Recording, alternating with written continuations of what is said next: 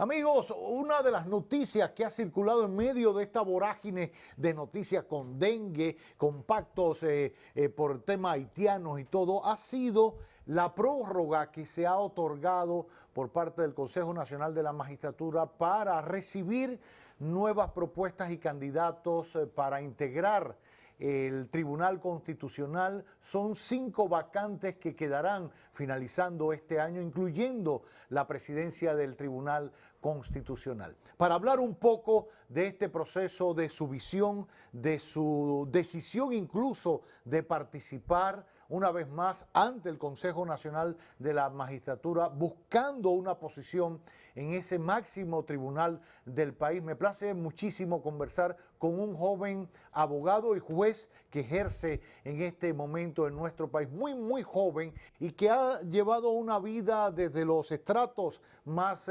difíciles y bajos de la sociedad, primarios de la sociedad, hasta seguir avanzando, haciendo justicia desde nuestros tribunales. Privilegio conversar esta noche con Argenis García del Rosario. Bienvenido, magistrado. Buenas noches, Roberto. Gracias de verdad por recibirnos acá en este espacio y buenas noches a todos los amigos televidentes. Gracias. Un honor estar acá. El privilegio es mío. ¿En qué consiste esta prórroga? ¿Hasta cuándo estará abierta? ¿Qué has sabido de la cantidad de personas que se han presentado? Bueno, la prórroga se ha prorrogado, valga la redundancia, Roberto, Sí. hasta el próximo miércoles 1 de noviembre. A las 4 de la tarde se estarán recibiendo los expedientes. Las informaciones que más o menos se han manejado es porque a algunas personas se le ha dificultado algunos documentos que hay que sacar en algunas instituciones. ¿Qué piden? ¿Qué piden para depositar? Certificado de no antecedentes penales, certificado de títulos, certificados de que tienen que ver con los estudios realizados, documentos acreditativos de algún cargo o posición que hubiese ocupado el servidor público, si lo fuere, y esos documentos a veces toman un poco de tiempo, pero hasta el día de hoy, estaba revisando ahorita en Camerino antes de entrar acá, y hoy día depositaron 32 postulantes más. Madre mía. Solamente en el día de hoy. O sea, estamos hablando de cerca de 60, 70. 71 candidatos hasta el momento. Ya. ¿Que pasan por otro tamiz o los que depositen en total se presentan ante el Consejo? No, evidentemente pasan ahora a una segunda etapa, Ajá. luego de que se cierre la convocatoria el próximo miércoles. Ajá. Y a partir de ahí se hace una preselección de los expedientes que reúnan los requisitos. ¿Quién hace esa preselección? El Consejo Nacional de la Magistratura. El propio Consejo. El propio Consejo, Y correcto. de esa preselección, entonces, que convocan a las entrevistas formales. A las denominadas vistas públicas, Exacto. en donde ahí pasarían a las entrevistas ya ante el Consejo. Ya, qué bien. De estas 5 vacantes que quedarán, para que la gente entienda en qué consiste el Tribunal Constitucional, ¿cuántos lo conforman? ¿Se dividen como por cámaras, como ocurre en otros tribunales? ¿En qué consiste? No, para nada. El Tribunal Constitucional, primero, es el órgano apolítico, a poder, que ha sido creado por la Constitución el año 2010, con la finalidad de defender la Constitución y los derechos fundamentales. Yo siempre digo, es el que tiene la última palabra en la interpretación de la Constitución. Exacto. Es un órgano que está integrado por 13 miembros, incluido el presidente. Actualmente, de esos 13 miembros, hay 5 que van a ser ya renovados por un tema de vencimiento del tiempo. ¿Qué tiempo deben tener en el tribunal? Han cambiado, los tiempos han ido cambiando, pero por ejemplo, en esta hora que se va a cambiar, hay magistrados que tienen ya 12 años ejerciendo la función, como el caso del presidente. Es la primera vez y por eso también, Roberto y amigos que nos sintonizan, un poquito la atención, porque va a incluir el cambio de la presidencia de nada más y nada menos que don Milton, que ha tenido, ¿verdad?, un servicio acreditado en la función y que además ha dejado una hoja de servicio que es difícil superar o igualar. Pero en realidad esos 5 miembros actualmente deben ser cambiados a finales ya de este año, próximo al 27-28 de diciembre, que es cuando se le vence ya el tiempo pautado por Constitución. Ya, lo que analiza el Tribunal Constitucional es si una ley está reñida con la Constitución, si alguien somete un recurso porque dice que se le han violado sus derechos constitucionales. Eso, ¿cómo se discute dentro de 13 personas? ¿Se hacen por comisiones? ¿Se va a votación y votan los 13? Se hace por votación, porque a propósito de la pregunta, a diferencia de otros tribunales, como las Cortes, no está dividido en cámaras, Ya. sino que se hace por la votación de la mayoría. Por ejemplo, Actualmente hay una sentencia que ha estado circulando todo el día de hoy y, Sí. y a propósito mencionarla, que es el caso de la famosa carcelita, ¿verdad? Claro. Que fue una acción de amparo sometida por el Defensor del Pueblo y la Defensoría Pública, y esa sentencia, la de este año, 2023, ha ordenado el cierre o confirmado el cierre en una revisión constitucional de amparo. De ese tipo de cosas es la que maneja el Constitucional, sobre todo porque son temas sociales, Claro. temas que a la sociedad le interesa, y sobre todo el equilibrio de los derechos y de los gobiernos, ¿verdad?, en términos del uso del poder. Y para los ciudadanos es una herramienta bastante útil porque permite esa estabilidad que de alguna forma u otra necesitamos para eso que nosotros llamamos que el poder controle al poder, el contrapeso, ¿no? Exacto. Ahora, recuerdo cuando se fue a conformar el Tribunal Constitucional, más que conformarlo, cuando quedó explícito en la Constitución, en la reforma de Del 2010. 2010, que otros jueces y magistrados cuestionaban que se creara esa figura, que iba a traer más problemas que bien dentro de la sociedad. Ya teníamos un tribunal, La Suprema Corte de Justicia, que se encargaba en una de sus cámaras, tengo entendido, o una de sus funciones era también ver los recursos de inconstitucionalidad, que no tenían un poco sentido crear un tribunal constitucional. Al cabo del tiempo, según su opinión, y que tiene peso porque pese a ser muy joven, lleva muchos años en esto, y ahí es donde radica el gran aporte y la importancia de tenerte esta noche. ¿Ha servido, ha sido importante, ha sido un puente para seguir avanzando en el respeto a la Constitución, o ha sido una retranca en viabilizar los temas? Bueno, un poco más de 19 años, casi 20, ejerciendo las funciones en tema judicial, me permiten decir que sí. Yo creo que fue positivo. Ciertamente hubo una discusión en su momento en la reforma constitucional, porque además se buscaban otros modelos, como el caso de Costa Rica, por ejemplo, con una sala constitucional. Se buscaba que se quedara el poder dentro de la misma Suprema Corte de Justicia, porque es importante, Roberto, que los amigos entiendan que nosotros tenemos un sistema mixto. Tenemos el sistema norteamericano, que utilizamos todos los jueces en el orden judicial, llamado el control difuso, pero el control concentrado lo tendría entonces este tribunal, que actualmente lo posee y que antes lo tenía la Suprema Corte de Justicia. Yo creo que ha sido positivo, sobre todo porque sacarlo del poder, como decía ahorita, un órgano a poder que no pertenece a ninguno de los poderes del Estado, permite también una mayor transparencia, una mayor objetividad y desde luego también un mayor control de los demás órganos del Estado. Creo que en definitiva ha sido una idea que no fue en su momento, digamos que aceptada por todos, incluyendo en ese momento a la máxima autoridad del Poder Judicial, que en ese momento no estuvo de acuerdo, pero que actualmente la historia ha dado la razón que era posible, y que además ha dado, ¿verdad?, esa factibilidad que de una forma u otra uno buscaba que se realizara en términos prácticos, y el acercamiento hacia la ciudadanía con decisiones que son reales. No estamos hablando ya de decisiones de camerino, decisiones que se quedan en los expedientes, ¿no? Decisiones que resuelven problemas reales y sociales, que es básicamente la función de ese órgano. Bueno, hay que recordar, para citar otro caso más reciente, usted citaba el de la carcelita, algo tan tangible. Correcto. Y que toca a mucha gente por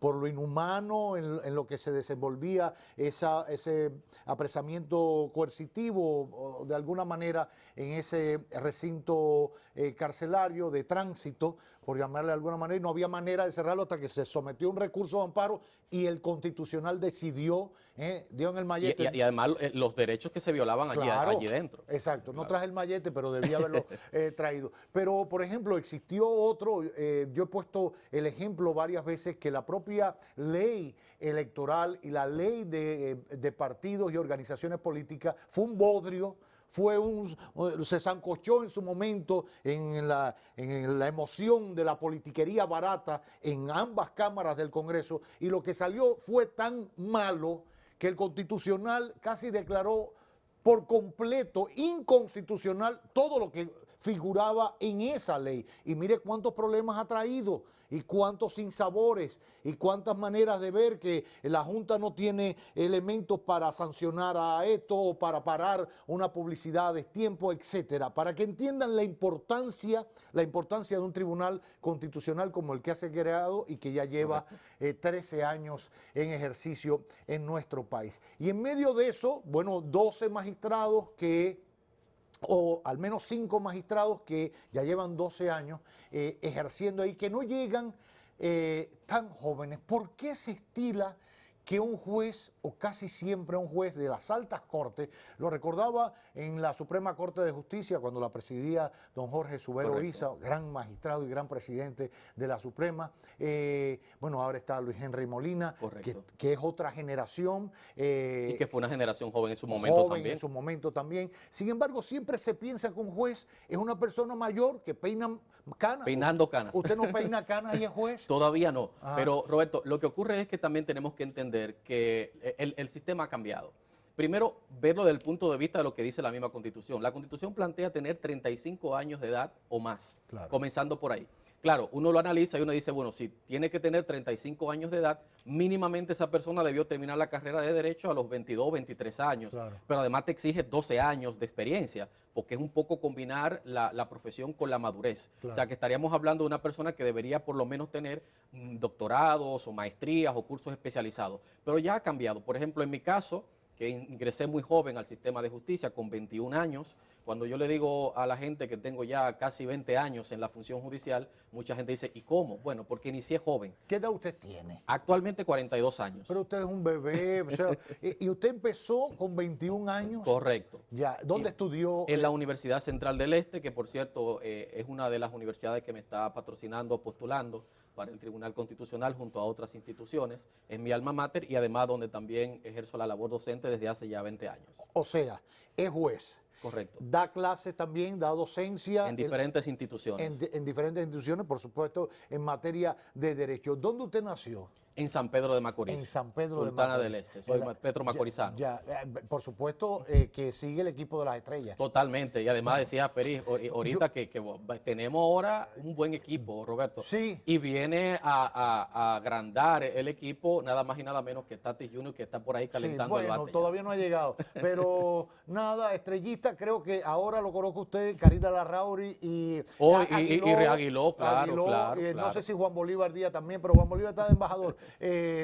Ya pensaba que usted era, tiene un defecto que es estrellista, pero no, yo soy aguilucho, no, todo lo contrario. Y le felicito. Entonces usted nació en San Pedro. Correcto. Leí en algún momento que había nacido como en un batey. Sí, yo me crié, como dicen, en las faldas de dos bateyes, entre el batey de Vega y el batey de los Guandules, ahí a las faldas del Ingenio Porvenir. Ahí transcurrió toda mi infancia, estudié en la escuela de los Guandules, en el batey. Hasta todo mi sistema de estudio fue en la escuela pública hasta llegar a la universidad. ¿Y quién le lleva a la universidad a estudiar Derecho? ¿Por qué Derecho? ¿Su padre era abogado, tenía un tío, un vecino, vio alguna injusticia en algún momento? Bueno, Roberto, es una historia interesante porque para los amigos que nos sintonizan es bueno señalarles que yo no vengo de una familia de renombre o de cierto nivel. Mi padre y mi madre no tuvieron ninguna escolaridad académica, no pudieron llegar a ningún nivel académico. Sin embargo, siempre nos inculcaron a mí y a mis hermanos el estudiar. Y cuando yo terminé el bachillerato en el Liceo Secundario Gastón Fernando de Ligne, en San Pedro de Macorís, por mis calificaciones obtuve una beca. Y ahí es donde entro con esa beca a la Universidad Central del Este, donde luego me graduó con el máximo índice académico de toda mi promoción. Y apenas 2 meses después de terminar, me ingresan al cuerpo docente de esa misma universidad.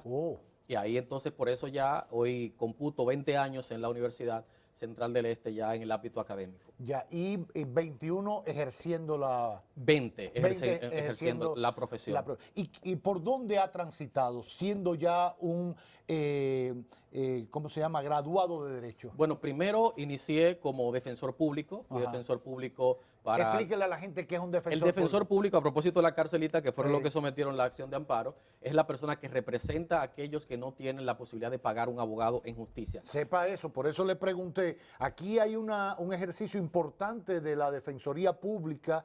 Veía al presidente de la Defensoría Pública exigir un poco más de presupuesto, porque con ese presupuesto es que le pagan a los abogados que van a defender a mucha gente que no tiene cómo pagar un abogado, pero el buen derecho y la Constitución obliga al Estado a ponerle un defensor ante un juez. Y que es un drama social que el que no lo conoce, Roberto, viendo las cárceles y todo ese sistema, realmente es un drama que uno tiene que sensibilizarse porque es muy difícil. O sea, usted arrancó como defensor público. Arranqué como defensor público, luego ya en el concurso de oposición para juez de paz. entro a la Escuela Nacional de la Judicatura, me gradúo con el índice académico más alto también de mi promoción en la escuela, salgo como juez de paz ordinario, luego juez de paz especial de tránsito, de ahí sigo a juez miembro del Tribunal Colegiado, Cámara Penal en La Romana, y luego de ahí entonces me llevan a la presidencia de la Cámara Civil y Comercial de La Romana, donde ahí estuve unos 4 años y medio aproximadamente, hasta que finalmente me ascienden a la Corte Civil de San Pedro de Macorís, y luego entonces soy promovido al tribunal donde estoy actualmente, que es el Tribunal Superior de Tierras para el Departamento Este, que tiene rango de Corte de Apelación. Ya. ¿De qué se ocupa ese tribunal de tierra, por ejemplo, para que la gente tenga una idea? Bueno, básicamente se encarga de todos los temas que tienen que ver con los deslindes, saneamiento, litis sobre terreno registrado, especialmente que se producen en la parte este del país, sobre todo en la parte de la zona turística, Bávaro, Punta Cana, el área de La Romana, pero también los envíos que manda la Suprema Corte de Justicia, muchos de ellos de aquí del Distrito Nacional y de otras locaciones, lo envían para allá y nos toca un poco a nosotros también resolver esos conflictos. Ya. En una ocasión, ante otra convocatoria del Consejo Nacional de la Magistratura, creo haberlo visto allí. Sí, es correcto, es exponiendo. correcto. Usted estaba optando por formar parte Del Tribunal Constitucional igual, también. y usted igual. vuelve a insistir. Claro, claro. Yo creo que, como dicen, el que persevera triunfa, Claro, Roberto. claro. Y además es un derecho que nos asiste y creo que siempre decimos, y esto es bueno que también se diga, porque siempre decimos, la juventud es el futuro, la juventud es lo que nosotros tenemos que promover y proteger, pero también la juventud es el presente. Claro. Y si la Constitución te permite acceder a estos cargos y a estas posiciones, también uno debe tener la posibilidad de acceder. Además, la historia reciente en América Latina nos lo revela. Ahora, en el caso de Ecuador, tenemos un presidente de 35 años de edad. Su mujer es influencer, bella por demás. Igualmente el caso de Boris en Chile también, con 36, 37 El años. presidente de Paraguay es un muchacho. Paraguay y El Salvador también. Es decir, los cargos más altos de las naciones de toda Latinoamérica han venido revelando que la juventud también viene aportando y evidentemente hay que darle esa oportunidad de que uno pueda demostrar que también la madurez a temprana edad y desde el punto de vista de la experiencia que a uno ha acumulado también puede aportar esos conocimientos y esa visión fresca que puede también ser parte del equilibrio, Roberto, porque al final del día eso es lo que se busca, un equilibrio. Si lo vemos todo de un color, puede ser que nos estemos perdiendo de otras cosas también. Así es. En materia de publicaciones, sé que tienen muy en cuenta también todo el tema de la investigación y de ahondar en temas y dejarlo en materia bibliográfica. Ya es importante lo que aporta desde el aula. ¿Lo ha hecho también? Claro, tengo 5 libros publicados. El más reciente fue publicado este año 2021 aquí en el Ministerio de Hacienda, donde soy docente también en el Centro de Política y Capacitación Fiscal. Esos 5 libros, la mayoría de ellos son nota obligada en las aulas universitarias, en el área de Derecho Administrativo, en el área de Derecho Tributario, en materia de jurisprudencia constitucional también. Y estas obras han sido una forma también, como bien tú señalas, de dejar un poco un aporte de esto que uno ha hecho, lo que uno conoce, las interpretaciones que uno le pueda dar al sentido de la aplicación de la norma, de la ley, para que las nuevas generaciones lo vayan también utilizando. Porque en mi caso he tenido el privilegio, la oportunidad de ser docente de varias generaciones desde hace ya 20 años. Y de alguna forma ellos también te piden alguna bibliografía, alguna fuente, y uno de alguna forma también lo trata de devolver lo que uno ha recibido. Qué bien. Usted oye música porque le queda tiempo para eso. Ve pelota, ya veo que ya está al tanto de Tati Junior. Claro, bueno, el tema es que uno siempre tiene que sacar espacio para todo. Especialmente en mi caso, que me gusta mucho ejercitarme. Yo tempranito a las 4:30 de la mañana ya estoy pisando el gimnasio. ¿Usted va al gimnasio? Sí, claro, todos los días. ¿Y qué hace? ¿Hierro? Cardio y un poquito también de tonificación. Claro. Y en ese proceso también voy escuchando música. Porque también, ¿qué música escucha? Yo escucho un poco de todo. De todo. Yo te escucho desde Andrea Bocelli hasta el Alfa, por decirte Bien. algo. Es un tema que va a depender de la ocasión. Claro. Pero evidentemente hay momentos en los que uno prefiere, ¿verdad?, un tipo de música específica, ¿verdad? Pero en definitiva, uno es dominicano, el merengue también. ¿Y baila merengue? Lo bailo, no muy bien porque nací zurdo de los 2 pies, ¿Y la bachata? pero ahí me ¿Y defiendo. juega domino? Domino y ajedrez, sobre todo ajedrez. Bien, Esa parte sí. Está bien. ¿Está oyendo Varsovia? Hay que invitarlo. Ahora, me queda dos últimas preguntas.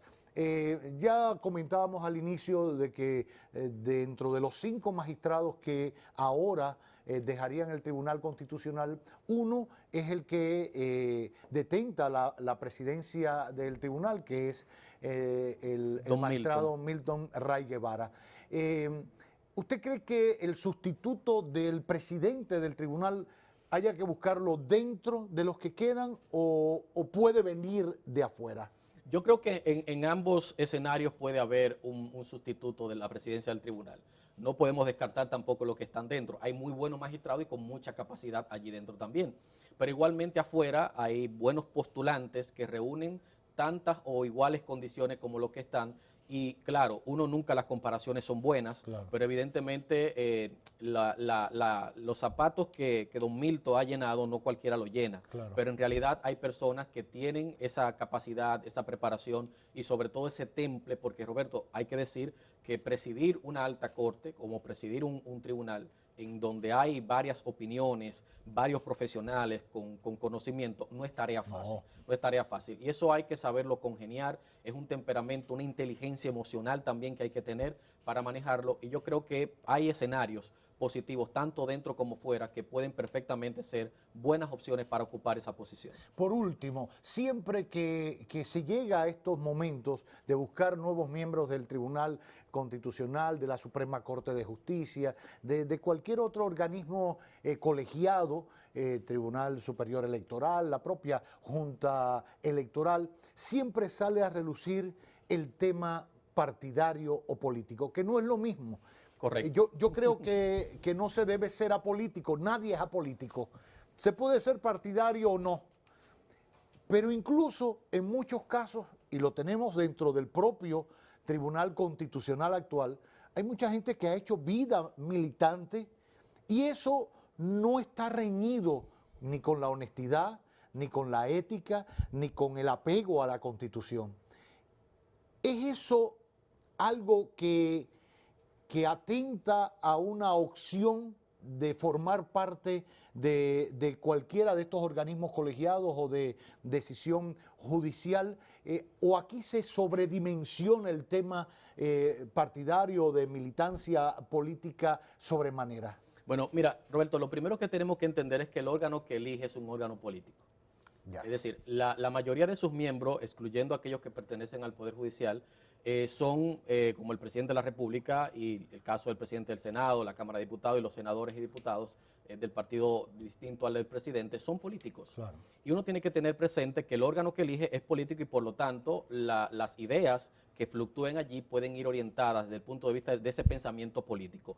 Pero al final del día, lo que sí sabemos es que los que son seleccionados inmediatamente ocupan la función ya lo que son jueces, Claro. jueces de un alto órgano y que no es solamente en República Dominicana, la experiencia latinoamericana y de otros países, incluso en países europeos como el caso de Italia con el profesor Gustavo Zagrebelsky, uno nota que evidentemente son personas que en algún momento tuvieron una participación política y por ejemplo puedo mencionar un caso porque es conocido y es público, el caso de don Milton. Claro. Don Milton incluso llegó a ocupar posiciones de Senado, por ejemplo, de su provincia Samaná y mira el trabajo que ha realizado. Es decir, usted puede haber tenido algún tipo de activismo político anterior a la función, pero lo que sí hay que entender es que cuando usted cruza esa puerta, cuando usted pasa hacia el otro lado, entonces ya usted tiene que comprender el perfil y la función que está ejerciendo y evidentemente debe estar alineada con los mejores intereses de la nación. Qué bien. Pues nada, desearle mucha suerte. Gracias, Roberto. Suerte. Gracias. ¿Cómo termina el proceso? Después del 1 de noviembre que concluye la prórroga. Continúa con las vistas públicas Ajá. que se hacen ya a nivel oral ante el Consejo, donde se hacen las preguntas y las cuestionantes que puedan surgir. Luego de ahí entonces que terminan con todos los candidatos, se pasa a una deliberación por parte del Consejo, se somete a votación las posibles postulaciones, luego de ahí se elige y ya pasa a juramentación para luego tomar posesión en la función como tal. Qué bien.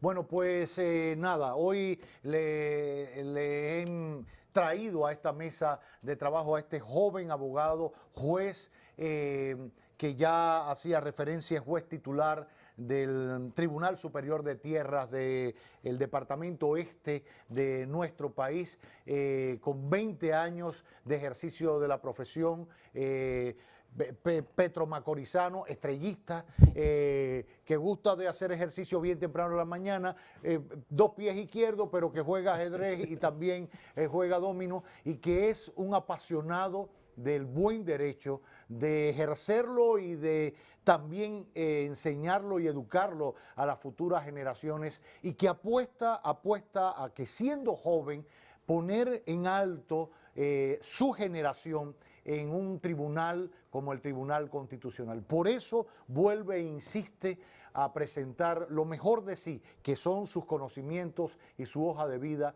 ante el Consejo Nacional de la Magistratura, para que lo valoren y pueda ser escogido dentro de los 5 futuros nuevos miembros del Tribunal Constitucional. Gracias. Gracias, Roberto. Un placer. Gracias por tenerte acá. Gracias. Argenis García del Rosario, acompañándonos en exclusiva en esta emisión estelar de Telenoticias.